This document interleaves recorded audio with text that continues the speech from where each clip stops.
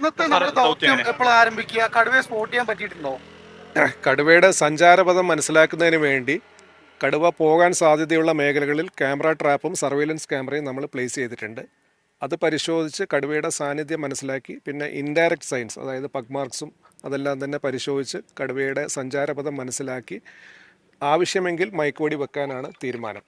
അതിനായിട്ടുള്ള സർവ്വസജ്ജമായിട്ടുള്ള ഡോക്ടറും ടീമും നമ്മുടെ കൂടെയുണ്ട്. കൂടാതെ നമ്മളിവിടെ കൂടും എത്തിച്ചിട്ടുണ്ട്. പക്ഷേ കൂടെന്ന് പറയുന്നത് ലാസ്റ്റ് ഓപ്ഷൻ തന്നെയാണ്. പ്രഥമ പരിഗണന മയക്കുവെടി വെക്കുക എന്നുള്ളത് തന്നെയാണ് നമ്മൾ നൽകുന്നത്. നിലവിൽ എപ്പോഴാണ് അവസാനം കണ്ടത്? അവസാനം കണ്ടത് ഇന്നലെയാണ്. ഇന്നലെ പക്ഷേ ഈ പറയുന്ന നമ്മുടെ നിരീക്ഷണ വലയത്തിൽ ഉണ്ടായിരുന്നെങ്കിലും രാത്രി ആയപ്പോൾ ഇത് പോവുകയാണ് ചെയ്തത്. പിന്നീട് നമ്മുടെ നിരീക്ഷണത്തിൽ ഇത് ലഭ്യമായിട്ടില്ല. അപ്പോൾ ആ നിരീക്ഷണം ഇന്ന് രാവിലെ നമ്മൾ തുടരും. സാധ്യമായിട്ടുള്ള മേഖലകളിൽ നമ്മൾ ക്യാമറ ട്രാപ്പും സർവൈലൻസ് ക്യാമറേസും നമ്മൾ പ്ലേസ് ചെയ്തിട്ടുണ്ട്. അത് പരിശോധിച്ച് പിന്നെ ട്രാക്കിംഗ് ടീം ഇതിൻ്റെ കാൽപ്പാടുകൾ പരിശോധിച്ച് ഇതിൻ്റെ ഒരു സഞ്ചാരപഥം മനസ്സിലാക്കി അവിടെ നമ്മൾ ഈ പറയുന്ന ഡോക്ടറും സംഘവും എത്തിച്ചതിന് ശേഷം സാഹചര്യം ഒത്തുവരികയാണെങ്കിൽ മയക്കുവെടി വെക്കാനാണ് തീരുമാനം. അതായത് നമ്മൾ കണ്ടെത്തി കഴിഞ്ഞാൽ അനുയോജ്യമായ ഈ ടെറൈൻ ഒരു പ്രശ്നം ഉണ്ടാക്കുന്നുണ്ട് ശരിക്കും ടെറൈൻ പ്രതിസന്ധി ഉണ്ടാക്കുന്നുണ്ട്.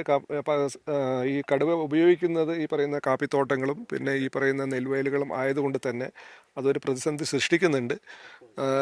ഈ കടുവ സ്വാഭാവികമായിട്ടും കാട്ടിലേക്ക് പോകുമെന്ന് തന്നെയാണ് നമ്മളിപ്പോഴും അനുമാനിക്കുന്നത്. കാരണം വനപ്രദേശം ഏറെ അകലെയല്ല. ഈ പറയുന്ന നീർവാരം എന്ന് പറയുന്നത് ഒരു 2 കിലോമീറ്ററിൻ്റെ ഉള്ളിലുള്ള ഒരു വനപ്രദേശമാണ്. അപ്പോൾ ഏകദേശം ഇതിൻ്റെ അടുത്ത് തന്നെ ഇന്നലെ കടുവ എത്തിയതാണ്. തീർച്ചയായിട്ടും അങ്ങോട്ട് തിരിച്ചു പോകാനുള്ള സാധ്യതയും നമ്മൾ തള്ളിക്കളയുന്നില്ല. ആരോഗ്യ പ്രശ്നങ്ങളൊന്നും നിലവിലില്ല. നമ്മൾ ഇന്നലെ ഡ്രോൺ പറത്തി ഉള്ള പരിശോധനയിൽ നല്ല ആരോഗ്യമുള്ള ഒരു കടുവയായിട്ട് തന്നെയാണ് നമുക്ക് മനസ്സിലാക്കിയത്. ഒരു പ്രൈം ഏജാണ്, ഒരു 5 വയസ്സ് ഒരു ആൺകടുവയാണ്. നിലവിൽ ആരോഗ്യ പ്രശ്നങ്ങളൊന്നും ഉള്ളതായിട്ട് നമുക്ക് തോന്നിയിട്ടുണ്ട്. പ്രദേശവാസികൾക്ക് നൽകുന്ന ജാഗ്രതാ നിർദ്ദേശം എന്തെങ്കിലും ഉണ്ടോ? പ്രദേശവാസികൾ അവർ ഈ പറയുന്ന രാവിലെ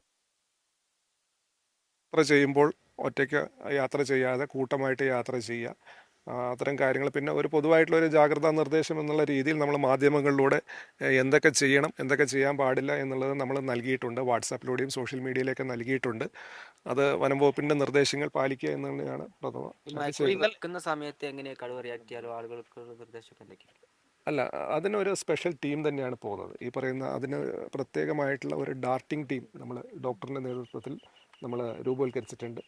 അവർ മാത്രമാണ് ഈ പറയുന്ന നമ്മൾ കടുവയെ കണ്ടു കഴിഞ്ഞാൽ ആ പ്രദേശത്തേക്ക് പോവുക. ബാക്കി ആ ഏരിയ മുഴുവൻ കോർഡൺ ഓഫ് ചെയ്ത് പൊതുജനങ്ങൾക്ക് അവിടെ പ്രവേശനമില്ലാത്ത രീതിയിൽ പോലീസിൻ്റെയും റവന്യൂ ഡിപ്പാർട്ട്മെൻറ്റ് ഒരു വിത്തിൻ 1 കിലോമീറ്റർ റേഡിയസിൻ്റെ അകത്ത് നമ്മൾ ആരെയും പ്രവേശിപ്പിക്കുന്നതല്ല. ഏതായാലും ഈ പറയുന്ന നമ്മൾ ഈ പനമരം അതുപോലെ തന്നെ കണിയാമ്പറ്റ പഞ്ചായത്തുകളിലെ വാർഡുകളിൽ 11ഓളം വാർഡുകളിൽ നമ്മൾ ഇന്ന് നിരോധനാജ്ഞ പ്രഖ്യാപിച്ചിട്ടുണ്ട്. അതുകൊണ്ട് തന്നെ ജനങ്ങളുടെ ആ ഒരു സഞ്ചാരം അതിന് നിയന്ത്രണങ്ങളുണ്ട്.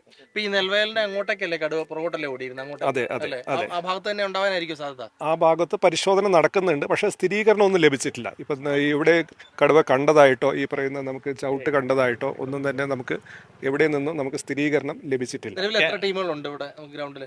നിലവിൽ ഒരു 100 അംഗ ടീം നമുക്കുണ്ട്. ഈ പറയുന്ന നോർത്ത് വയനാട് ഡിവിഷനിലുള്ള മാനന്തവാടി ബേഗൂർ പേരിയ റേഞ്ച്, സൗത്ത് വയനാട്ടിലെ ചെതലത്ത് റേഞ്ച്, അതുപോലെ തന്നെ RRT സംഘം, ഈ Kalpetta RRT, Mananthavady RRT, Bathery RRT, ഒരു 100ഓളം വനപാലകർ ഇവിടെ സർവ്വസജ്ജരായിട്ട് അവർ ആവശ്യമായിട്ടുള്ള സുരക്ഷാ ക്രമീകരണങ്ങളോട് കൂടി തന്നെ ഇവിടെ ഉണ്ട്.